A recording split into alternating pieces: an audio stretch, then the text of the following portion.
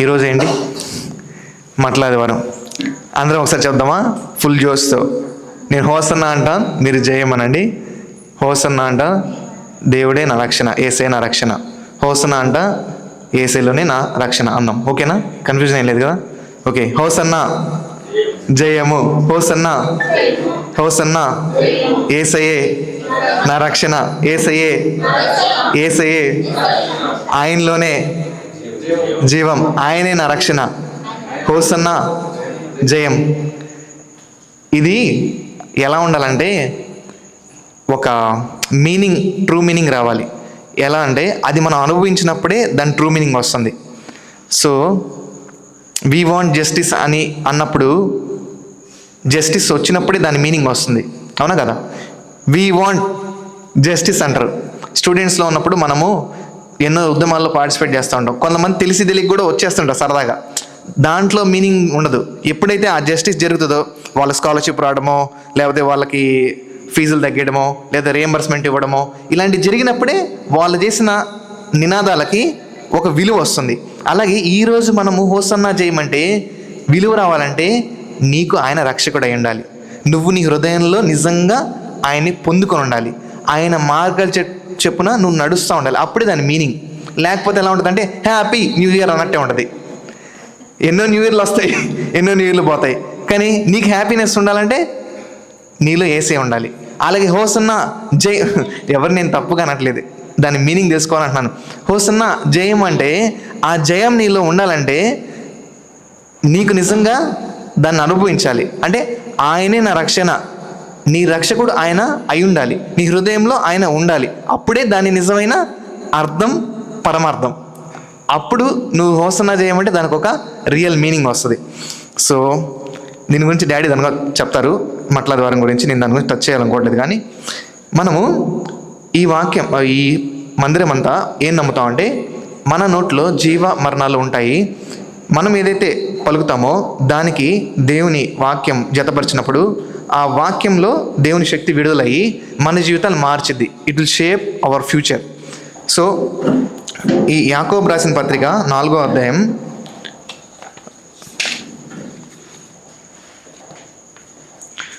యాకోబు రాసిన పత్రిక 3వ అధ్యాయం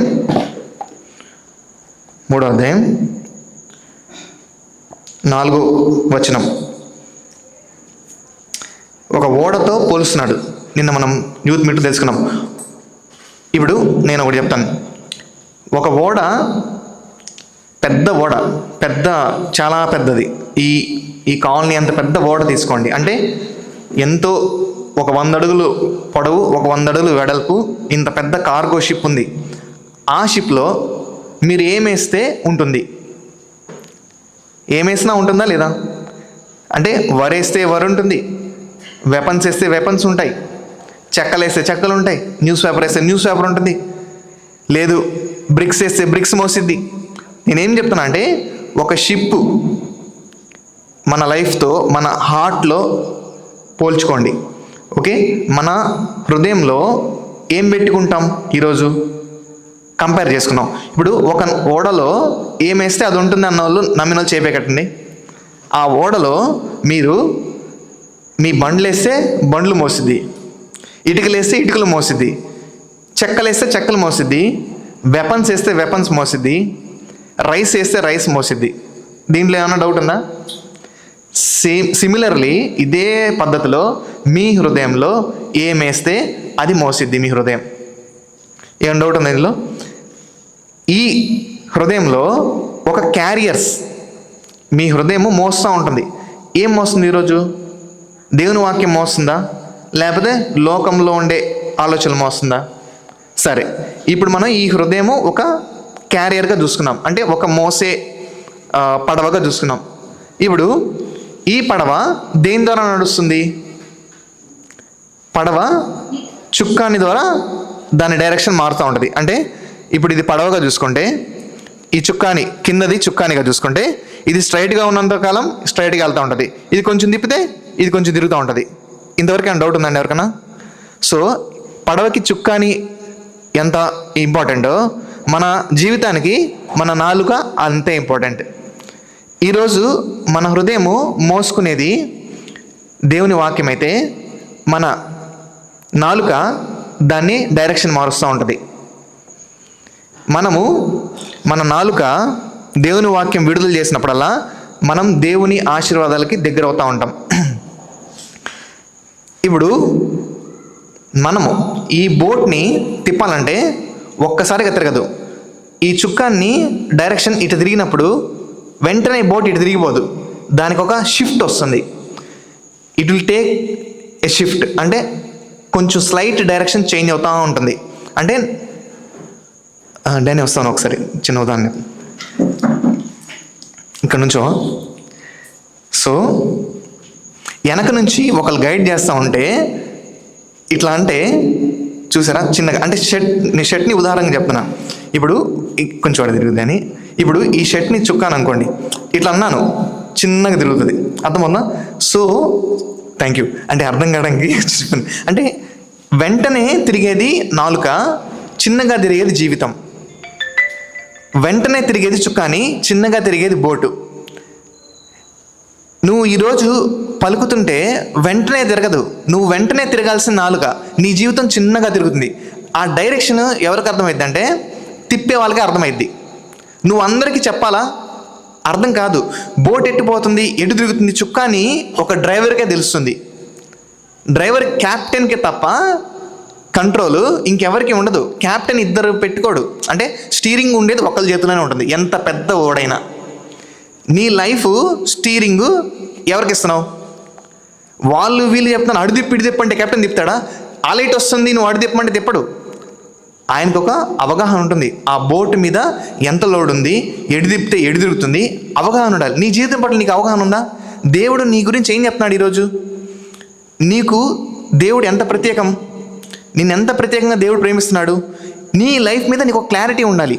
దేవుని వాక్యము ఏం చెప్తుంది, నేను దేవునికి ఎంత ప్రత్యేకము, ఆయన నా కోసం ఏం చేశాడు, క్రీస్తులో నా హక్కు ఏంటి, నన్ను దేవుడు ఎంత ప్రేమిస్తున్నాడు తెలుసుకోకపోతే వాళ్ళు వచ్చి ఎడం వైపు తిప్పమంటే ఎడం వైపు తిప్పేస్తాను, నా బోట్ ఎటో పోతూ ఉంటుంది.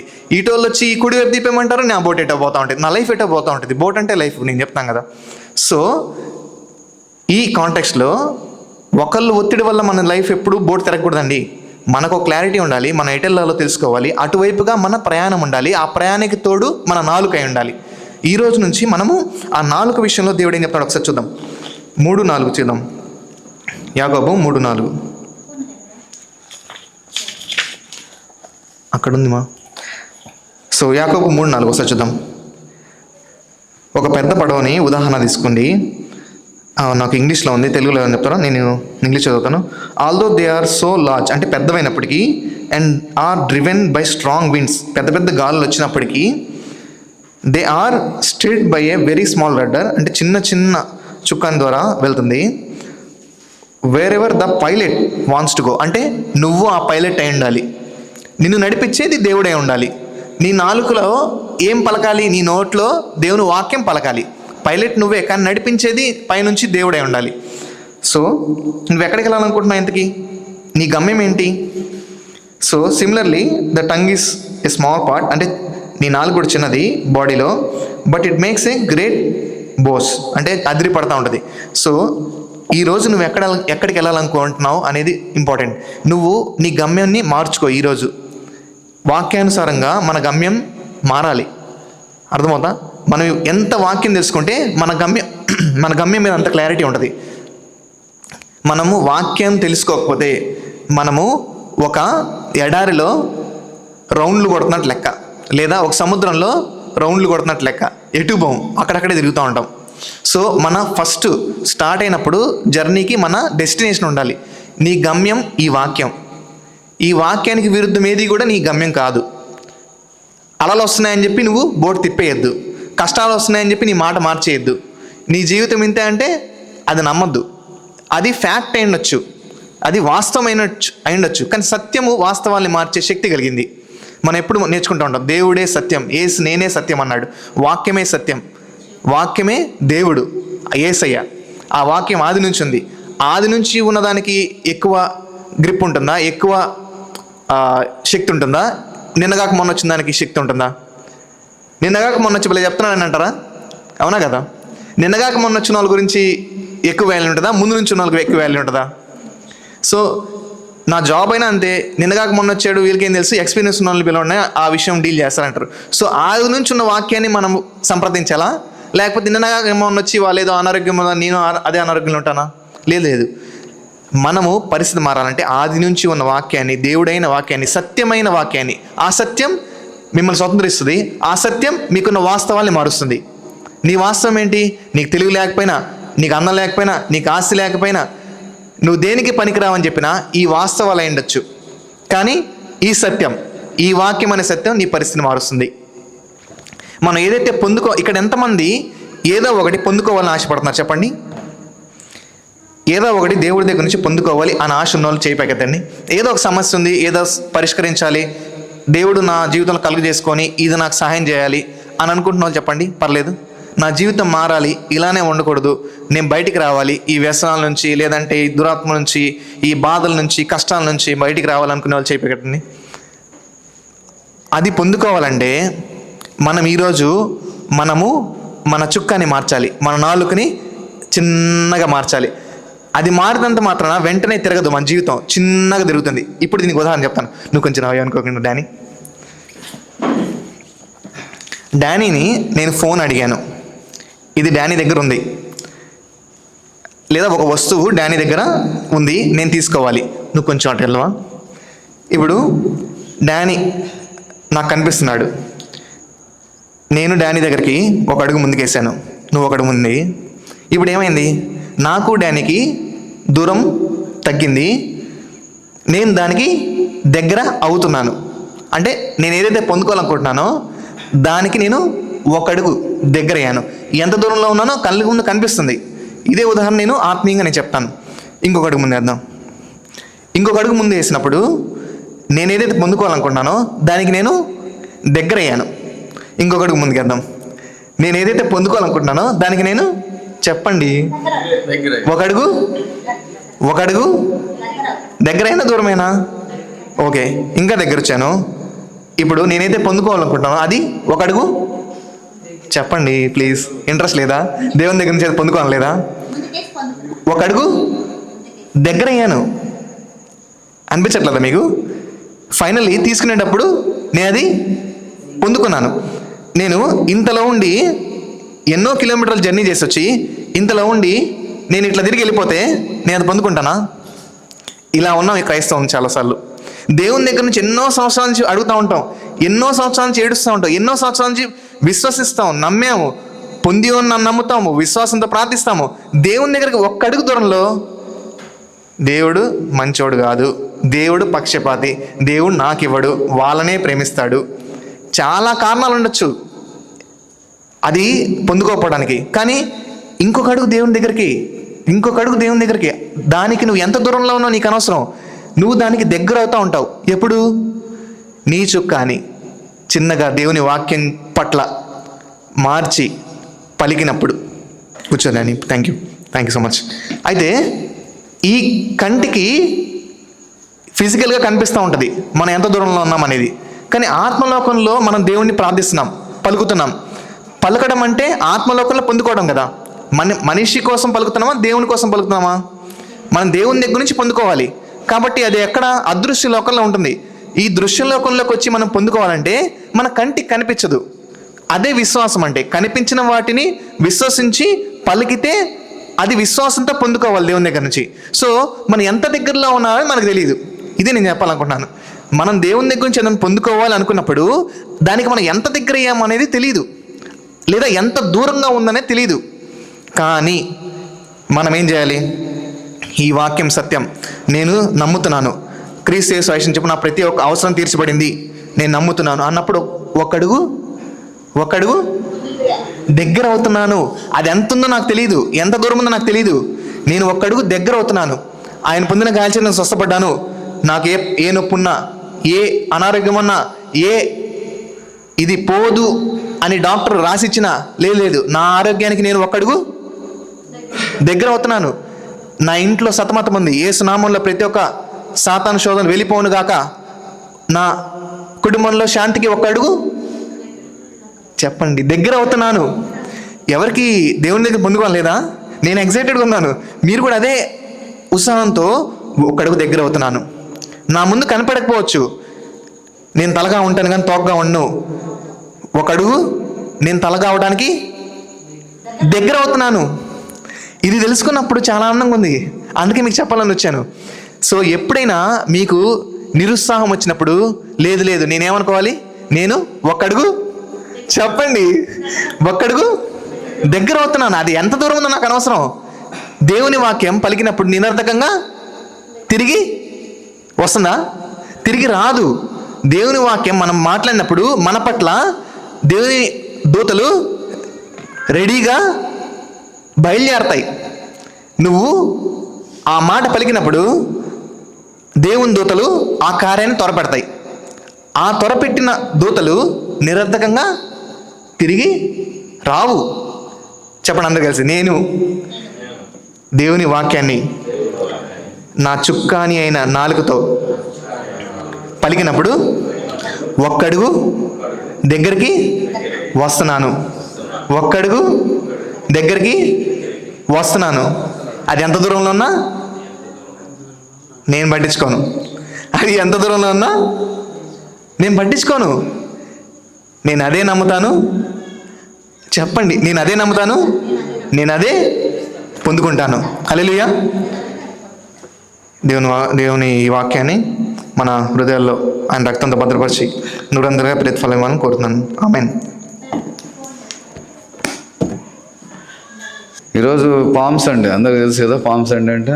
పాము అంటే పాము కాదు, మళ్ళీ పాము అంటే పాము అనుకునేది. ఇంగ్లీష్లో పామ్స్ అండి, తెలుగులో మట్టల ఆదివారం. మట్టలు ఉంటాయి కదా, కొబ్బరి మట్టలు ఉంటాయి కదా, అలాంటివి మట్టల ఆదివారము అంటారు.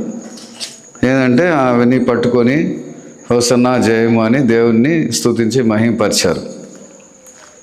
అసలు ఇది మట్టల ఆదివారము అనేటువంటిది ఏంటి అని కొన్ని కనిపిస్తుంది.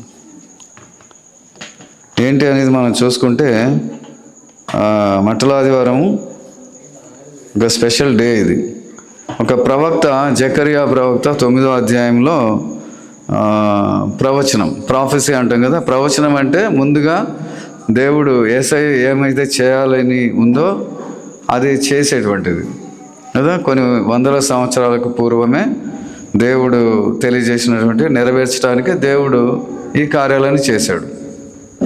అందుకనే జకరియా గ్రంథము 9వ అధ్యాయము 9వ వచనము, అది 9వ అధ్యాయము 9వ వచనంలో నీ రాజు సాత్వికుడై. కాబట్టి ఈ మాటలు అక్కడ మనము చూడగలుగుతూ ఉన్నాం. కాబట్టి ఈ శ్రేష్టమైనటువంటి మాటలు ఇది మత్తయి సువార్త 21వ అధ్యాయంలో కూడా రాయబడి ఉంది. దావీదు కుమారునికి జయము అని పలుకుతూ వారు దేవుని స్తుతిస్తూ ఉన్నారు. దానికి ముందుగా మనం చూస్తే జకరియా 9వ అధ్యాయము 9వ వచనంలో ఇదిగో నీ రాజు సాత్వికుడై గాడిదను భారవాహిక పశువునైనా చిన్న గాడిద ఎక్కి నీ వద్దకు వచ్చిచున్నాడు అని సియోను కుమారితో చెప్పుడి. అంటే ఇక్కడ రాజు అంటున్నాడు, గాడిద అంటున్నాడు కదా. ఇది చాలా డిఫరెన్స్ అనిపిస్తుంది. మనం చాలాసార్లు మనం ఆలోచిస్తూ ఉంటాం, కానీ కొంతమందికి తెలియదు. కానీ రాజు ఏంటి, గాడిద ఏంటి? రాజుకి ఏముంటుంది? రథాలు ఉంటాయి, గుర్రాలు ఉంటాయి, ఏనుగులు ఉంటాయి కదా. కానీ ఈ రాజు ఎలా వస్తున్నాడంట? గాడిద పిల్లని ఎక్కువ వస్తున్నాడు. గాడిదలెక్కి రావడం అంటే ఆయన ఏంటంటే, నేను యుద్ధం చేసేవాడిని కాదు, నేను మనుషుల్ని చంపేవాడిని కాదు, నాకు రాజ్యం, ఈ లోక రాజ్యాల్ని జయించడానికి, స్వాధీనం చేసుకోవడానికి నేను రాలేదు. నేను ఎలాంటి వ్యక్తిని అంటే శాంతి సమాధానాన్ని ఇవ్వడానికి, రక్షణ ఇవ్వడానికి వచ్చాను అని సూచనగా దేవుడు ఆ యొక్క గాడిద పిల్లనెక్కి వస్తూ ఉన్నాడు. యాక్చువల్గా గాడిద ఎక్కడిది తెలుసా? మనం గాడిద ఎక్కడిది? అది గాడిద వేరే వాళ్ళది కదా. చూడండి, దేవుడు ఈ మాట దీంట్లో పలుకుతున్నాడంటే శిష్యులతోటి ఆ మాట చెప్పి పంపిస్తూ ఉన్నాడు. ఆ యొక్క ఒలివల కొండ దగ్గరకు వచ్చినప్పుడు, బేత్పగేకు వచ్చినప్పుడు యేసు తన శిష్యుల్లో ఇద్దరిని చూచి, మీ ఎదుటనున్న గ్రామమునకు వెలుడి, వెళ్ళగానే కట్టబడి ఉన్న ఒక గాడిద, దానితో ఉన్న ఒక చిన్న గాడిద పిల్లయు మీకు కనబడును, వాటిని విప్పి నా ఎదుకు తోలుకొని రండి. ఎవడైనను మీతో ఏమైనను అనిన ఎడల అవి ప్రభువునకు కావాల్సి ఉన్నదని చెప్పవలెను. వెంటనే అతడు వాటిని తోలిపెట్టునని చెప్పి, ఒక గాడిద పిల్ల కట్టి ఉంటుంది. ఆ బేత్పగి అనేటువంటి గ్రామానికి వెళ్ళి తీసుకొని రండి, ఆ కట్టపోయి ఉంటుంది, విప్పి తీసుకొని రండి అంటే ఎవరి మంది అది? వేరే వాళ్ళది. అయినా యేసయ్య ఏదైతే చెప్పాడో అలాగే వాళ్ళు కూడా విప్పి ఇట్లా అడుగుతుంటే ఇలా యేసయ్య కావాలంటే ఓకే తీసుకెళ్ళండి అని పంపిస్తూ ఉన్నారు. అదే ఎంత ఆశ్చర్యం అది. ఆ శిష్యులకు కూడా అది ఒక గొప్ప కార్యం. అది ఏదంటే వేరే వాళ్ళు వస్తువు ఎవరైనా ఇస్తారా? ఎవరు ఇవ్వరు కదా. గాడిద పిల్లను వేరే వారిది తీసుకొని రావడానికి యేసయ్య కావాలంటే వెంటనే ఇచ్చేస్తూ ఉన్నారు. అది ఇదొక మిరాకిల్ అనమాట, ఒక అద్భుతమైనటువంటి కార్యం. కాబట్టి యేసయ్యకు ఇంకా చాలా చెప్తారు. కట్టబడి ఉన్న గాడిద అంటే పాపాల్లో లేకపోతే ఈ యొక్క లోకంలో కట్టబడి ఉన్నటువంటి మనుషుల్ని విడుదల చేయడానికని కదా ఎన్నెన్నో చెప్తూ ఉంటారు. కానీ ఇదొక మిరాకిల్ ఏంటంటే వేరే వాళ్ళది యేసయ్య కావాలి అంటే వెంటనే వాళ్ళు సాక్రిఫైస్ చేశారు. అది చాలా గొప్ప విషయం. తర్వాత యేసు ప్రభు తీసుకొని వచ్చిన తర్వాత దాని మీద కూర్చొని దాని మీద వెళ్తూ ఉన్నాడు. ఎవరైనా ఒక తప్పు చేసిన వాళ్ళని ఆ కాలంలో మేము చిన్నప్పుడు చూస్తే గాడిద మీద కూర్చోబెట్టి ఊరేగించారని చెప్పేవాళ్ళు కదా. గుండు కొట్టించి అంటే ఏంటంటే ఒక అవమానానికి సాదృశ్యం. మరి యేసయ్య ఏమంటున్నాడంటే ఇక్కడ గాడిద పిల్లనెక్కి నేను వస్తున్నాను అని ఆ మాట చెప్పడానికి కారణం ఏంటంటే యేసయ్య మన కోసము తన యొక్క ఆ అధికారాన్ని, ఆ శక్తిని, ఆ గౌరవాన్ని, ఆ మహిమనంతటిని పక్కన పెట్టేశాడు కదా. యేసుప్రభు ఈ లోకంలో ఉన్నటువంటి రాజుల్లాగా ఆయన గుర్రం మీదనో లేకపోతే ఏనుగు మీదనో రాకుండా ఆయన గాడిద పిల్లనెక్కి తగ్గించుకున్నాడు. ఒక హ్యూమిలిటీ అనేటువంటిది, హంబుల్నెస్ అనేటువంటిది దాంట్లో కనిపిస్తుంది. ఇది మనం నేర్చుకోవాల్సింది. గాడిద పిల్ల ఎక్కాడు, ఈరోజు హోసన్నా జయమంటున్నామంటే యేసయ్య ఎంత మన కోసం తగ్గించుకున్నాడు కదా. ఒకవేళ కారులో వెళ్ళే వాళ్ళు నడుచుకుంటూ వెళ్తారా? కారులోనే వెళ్ళాలంటారు. బైక్లో వెళ్ళే వాళ్ళు బైక్లోనే వెళ్ళాలంటారు కదా. ఈ లోకంలో ఎన్నో రకాలుగా ఆ యొక్క ఇంకా మంచి వాటిలో మేము ఉండాలి, మంచిగా ఉండాలి అనుకుంటారు. కానీ యేసయ్య ఎవరంటే ఆయన సర్వాధికారి, సర్వోన్నతుడు, మహోన్నతుడు అయినటువంటి ఆ దేవుడు, ఆ పరలోకంలో ఉండే దేవుడు ఈ లోకానికి దిగి వచ్చి ఆయన ఈ లోకంలో మన కోసం తగ్గించుకున్నాడు. ఇంకొకటి ఏంటంటే ఏమంటారంటే నీ రాజు అంటున్నాడు కదా. ఇదిగో నీ రాజు. యేసుప్రభు ఎవరంటే రాజు, కింగ్ కదా. యువర్ కింగ్, నీ రాజు అని. నీ రాజు. రాజులు అంటే ఎలా ఉంటారు? రాజులు అంటే చాలా హుందాతనంగా, చాలా గొప్పగా, చాలా ప్రౌడ్గా కదా అలా ఉంటారు. ఈ రాజు అలా లేడు. ఈ రాజును చూస్తే చాలా విధేయత, తగ్గింపు, ప్రేమ అన్నీ కనిపిస్తూ ఉన్నాయి కదా. ఇంకొకటి ఏంటంటే ఈ రాజు గాడిద పిల్లనెక్కి ఎక్కడికి వెళ్ళాడు చెప్పండి? చెప్తారు ఎవరన్నా? ఎక్కడికి వెళ్ళాడు? యెరూషలేముకి వెళ్ళాడు. యెరూషలేంలో ఏముంది? చర్చ్ ఉంది, టెంపుల్ ఉంది కదా. యెరూషలేముకి ఎందుకు వెళ్ళాడు? చర్చ్కి ఎందుకు వెళ్ళాడు? ఎవరైనా చెప్తారా? అది అసలు main purification of the temple. ఇది చాలా most important. Purification of the temple అంటే మందిరము అపవిత్రమైపోయింది. మందిరంలో ప్రార్థన లేదు, మందిరంలో దేవుని యొక్క సన్నిధి లేదు, దేవుని యొక్క ఆత్మ లేదు, దేవుని యొక్క కార్యాలు లేవు, లోక సంబంధమైన కార్యాలు ఉన్నాయి అని ఆ వాటిని తొలగించడానికే ఈ యొక్క గాడిద పిల్ల ఎక్కి యేసుప్రభు ఆ మందిరంలోనికి, యెరూషలేంలోనికి వచ్చాడు. అది మెయిన్ థీమ్ ఏంటంటే ఇది. యేసుప్రభు ఎందుకు వచ్చాడు? ఈ మట్లాదివారం మట్టలు పట్టుకొని అందరూ హోసన్నా చేయమన్నారు, అది ఓకే. ఈ ఆదివారం హోసన్నా చేయమన్నారు. వీళ్ళు ఏం చేశారు? మళ్ళా గురువారము యేసయ్యను పట్టించి మళ్ళా శుక్రవారం ఉదయం వచ్చేటప్పటికి ఆయన సిలువ వేయండి అన్నారు కదా. ఆయన సిలువ వేయండి అన్నారు. ఎవరో కాదు, యూదులే కదా. ఆయనతో ఉన్నవారే, శాస్త్రులు, ప్రధాన యాజకులు కదా, పెద్దలు అందరూ వీళ్ళే యేసయ్య సిలువ వేయమన్నారు. వీళ్ళందరూ ఇక్కడ చాలామంది దేవుని యొక్క బిడ్డలు, యూదులందరూ వచ్చి హోసన్నా జయము, హోసన్నా జయము అన్నవారు ఏమైపోయింది? వెంటనే అంత మారిపోయింది. కాబట్టి ఇది కాదు. ఇక్కడ ఏంటి యేసు ప్రభు అంటే ఎందుకు వచ్చాడు అంటే ప్యూరిఫికేషన్, పరిశుద్ధపరచడానికే వచ్చాడు. అందుకని యేసు ప్రభుకి కోపం వచ్చింది కూడా అక్కడే కదా. హృదయము దేవుని ఆలయం, హృదయం దేవుని ఆలయం. దేవుని ఆలయంలో ఎవరు ఉండాలా? దేవుడు ఉండాలా, ఆరాధన ఉండాలా. కదా. ఇక్కడ ఏమైపోయిందంటే ఆ యొక్క బిజినెస్ అంతా జరుగుతుంది, వ్యాపారం జరుగుతుంది. అందుకని యేసు ప్రభు కోపపడి వాటిని అన్నింటినీ తీసివేసి ఏం చేస్తున్నాడు ఇక్కడ చూడండి. 21వ అధ్యాయము మత్తయి సువార్త.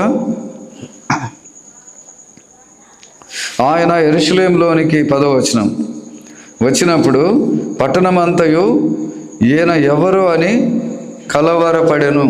కలవరం తెలుసా, గందరగోళం. యేసు ప్రభు లోపలికి వచ్చాడంటే గందరగోళం అయిపోయింది కదా. ఆ మందిరంలో అంతా కూడా ఈయన ఎవరండి అని కలవరం. ఇంకోటి తెలుసా, యేసు ప్రభు పుట్టినప్పుడు కూడా కలవరం కలిగింది తెలుసా. యేసు ప్రభు పుట్టినప్పుడు తూర్పు దేశపు జ్ఞానులు వచ్చినప్పుడు హేరోదు రాజు దగ్గరికి వచ్చి యూదుల రాజు ఎక్కడ పుట్టాడు అని అడుగుతుంటే అక్కడ ఉన్న వాళ్ళందరూ కలవరపడ్డారంట. రాజు కూడా కలవరపడ్డాడు. ఎందుకు? నేను రాజుగా ఉంటే ఇంకొక రాజు పుట్టాడా? రాజు, యూదుల రాజు. ఇక్కడ కూడా నీ రాజు. ఆయన రాజు, రాజుల రాజు, ప్రభుల ప్రభు కదా. అందుకని ఇక్కడ అందరూ కూడా కలవరపడ్డారట. చూడండి, కొద్ది మాటలు చూసుకొని ముగించుకుందాం.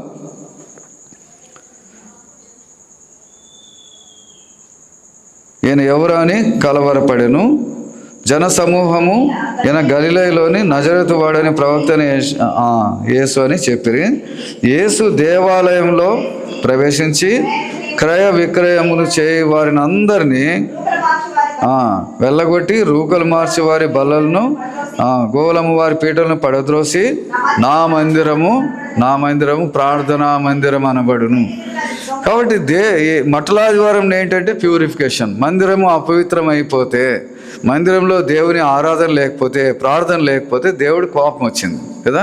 అందుకే మట్టలాదివారం ఉన్న మెయిన్ ఇంటెన్షన్ ఏంటంటే, ఎందుకు యేసుప్రభు గాడిద ఎక్కి వచ్చాడు అంటే మందిరాన్ని పవిత్రపరచడానికి, అంటే హృదయాన్ని శుభ్రపరచడానికి. హృదయంలో దేవునికి వ్యతిరేకమైనటువంటి పనులు ఏవైనా ఉంటే, దేవునికి అయిష్టమైనటువంటి కార్యాలు ఉంటే, ఆరాధన లేకపోతే, ప్రార్థన లేకపోతే, దేవుని సన్నిధి లేకపోతే దేవుడి కోపం వచ్చింది కదా. లోకల్లో ఉన్నవన్నీ ఆ మందిరంలోకి వచ్చాయంటే దేవుని కోపం వచ్చి లోపల ఎంటర్ అయ్యి అన్నిటిని కూడా పడద్రోసాడు. కోపంతో అన్నీ కూడా పడేసి ఏమంటున్నాడు? నా మందిరము ప్రార్థనా మందిరం అనబడును. కాబట్టి దేవుని ప్రార్థించేటువంటి మందిరంగా ఉండాలి కదా. ప్రార్థనా మందిరాలు అంటే ఏం చేస్తారు? చాలామంది చూస్తుంటారు కదా, ఒక చర్చి ఉందంటే ఏం చేస్తారు? వెళ్తానే ఇలా అనుకొని వెళ్తారు కదా. ఎందుకు? ప్రార్థన మందిరం అంటే చాలా పవిత్రమైంది, పరిశుద్ధమైంది. కాబట్టి మన జీవితాలు కూడా అంత పవిత్రంగా ఉండాలని దేవుడు కోరుకొని ఈ మట్టల ఆదివారం గాడిదనెక్కి ఆ మందిరంలోకి వచ్చి ప్యూరిఫికేషన్, పరిశుద్ధపరిచి పవిత్రపరిచి శ్రేష్టమైనటువంటి మందిరంగా చేసి ఆయన వెళ్తా ఉన్నాడు. కాబట్టి ఈయన రాజు. అందరూ కూడా ఆశ్చర్యపడే విధంగా దేవుడు గొప్ప కార్యం చేశాడు. దయచేసి తల వంచి కళ్ళు మూసుకుందాం. మన ప్రభు వల్ల పాలు పొందే సమయంలో మన జీవితాలను కూడా మనం పరీక్షించుకొని ప్రభు వల్ల పాలు పొందాం.